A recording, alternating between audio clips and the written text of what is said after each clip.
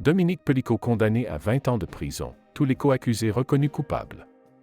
L'annonce des jugements à la Cour criminelle du Vaucluse à Avignon, le jeudi 19 décembre, marque la conclusion du procès retentissant des viols de Mazan. Dominique Pellicot, accusé d'avoir commis et organisé les viols de Gisèle Pelicot, a été reconnu coupable de l'ensemble des faits.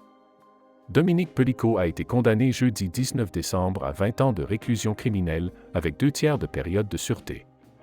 Il est reconnu coupable de viol aggravé et de tous les crimes et délits qui lui étaient reprochés dans le cadre du procès dit des viols de Mazan. Aucun des 50 co-accusés de Dominique Pellicot, âgé de 21 à 68 ans au moment des faits, rappelle le TAJ Anzégé, n'a été acquitté, mais certaines peines sont inférieures aux réquisitions et certaines ont été prononcées sans mandat de dépôt. 47 hommes ont été condamnés pour viol, 2 pour tentative de viol aggravé et 2 pour atteinte sexuelle aggravée, résume The Times. Les peines varient de 3 ans de prison, dont 2 avec sursis, à 15 ans de réclusion pour les accusés condamnés pour viol. 6 accusés ont pu sortir libres du tribunal, car leur peine est déjà couverte par la détention provisoire effectuée ou sera directement aménagée.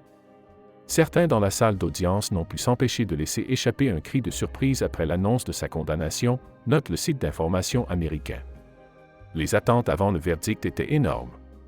Dans la foule devant le tribunal à Avignon, rapporte The Guardian, alors que la nouvelle de la condamnation de Dominique Pellicot commençait à se répandre, des cris de joie ont retenti à l'extérieur de la salle d'audience. Ce jeudi 19 décembre marque la fin du procès, le plus important en matière de violence sexuelle en France depuis plusieurs décennies, affirme El Mundo. Un procès retentissant, selon la Frankfurter Rundschau. Depuis son ouverture le 2 décembre, ce sont 15 semaines au cours desquelles les audiences de la Cour criminelle du Vaucluse ont été suivies dans le monde entier, commente Le Soir.